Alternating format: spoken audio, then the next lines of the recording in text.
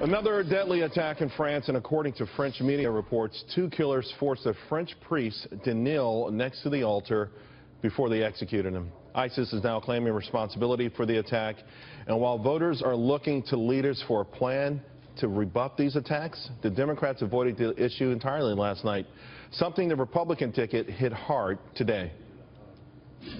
It is extraordinary to think that yesterday in Philadelphia, 61 speakers came to the podium and not one of them named ISIS by name.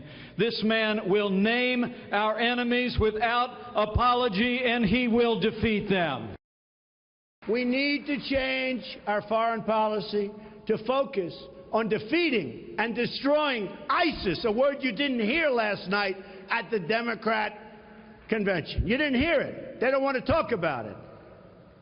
Because in a very true way, they really established ISIS because of weakness.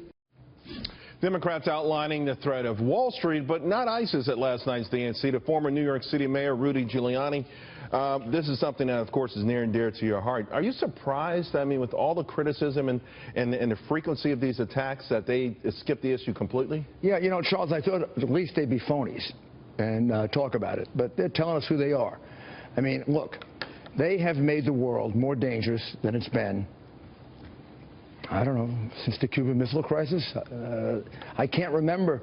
There's a thing in the Wall Street Journal today of the 4 attacks in 1 week in the southern part of Germany. I mean, that's one every other day. Right. Then we have a priest right near the, I think also right near the German border, who is slaughtered on the altar. We've had children killed by ISIS. We've had gays and lesbians killed by ISIS. These are all the things that violate their religion, right? And we have an administration that can't say the word Islamic terrorism, that calls Major Nadal's attack, yelling Allah Akbar, workplace violence. Now, I have been investigating, studying, prosecuting Islamic extremist terrorism since 1975. And I will tell you this, and the president doesn't get it, and Hillary Clinton doesn't get it, and this is why the world's in the condition that it's in. You got to put them on defense. When you pull back, they come forward. When Clinton didn't respond to the attack on the USS Cole, which was outrageous, they killed American sailors. That's an act of war. That sent bin Laden a big signal.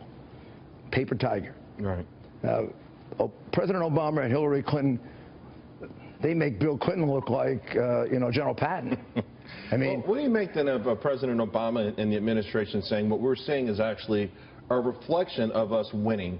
That we're winning on the battlefield, that we've taken 40% of the land, that we've pushed them back, we're taking key cities, soon we'll take other key cities, and this is actually a sign of desperation on the part of ISIS. He doesn't understand the war we're in. This is an asymmetrical war. This isn't, there's never a possibility here that they can conquer America. So whether they control land or they don't, if they're killing people in America, if they're killing priests in France, if they're killing people in Europe, they're doing what they are supposed to do as a terrorist group. He doesn't understand who he's at war with. In fact, he's not at war. They're at war with us, and he's doing something silly, like even the drone attacks. They all had to be very careful. Even when he killed them, I would rather have captured them than killed them. Right, right. Many say that killing them is the easy way out. Well, look, I'm an ex-prosecutor, ex-investigator, and I own a security company. I want to get your information. Also, you tell me why it's more immoral to waterboard somebody than to put a bomb on his head. At least if you waterboard him, he gets a chance to say, no waterboarding, I'll tell you what I know. Right. So this most recent attack, it feels like, are you worried that we're becoming just sort of so accustomed to them that they don't have the shock value anymore that they should? I mean, to your point, they're happening with such frequency right now. Maybe we're seeing it in political polling with the presidential election. You think so? I look at the fear factor of 6 months ago and the fear factor of today. We've gone from about 40% to about 70%. That's a tremendous jump. I've even seen one poll as high as 80%. So I think people get it at home. I think anybody of any religion, when they think of a priest having to kneel at the altar and basically have his head chopped off. I mean, when how do we deal with the Muslims who were born in America, who may be radicalized some way, and then decide to carry out these kind of acts? Here's the other thing the president doesn't do. He doesn't carry on the military war. He pulled out of Iraq. He's pulling out of Afghanistan. He's always saying no boots on the ground. And he gives us timetables because he's in a rush to get out of these places. Right. But then he says it's a war of ideas. Well, he's not fighting the war of ideas either. Who's talking about the superiority of Western civilization? Who's talking about why it is much better to allow women in the workforce than to not to allow women to drive in Saudi Arabia? Who's doing the contrast? Who's fighting the ideology behind this? Nobody, not the president. He never talks about it. He never talks about the fact that women can't drive in Saudi Arabia. He never talks about the fact that they stone women under Sharia law.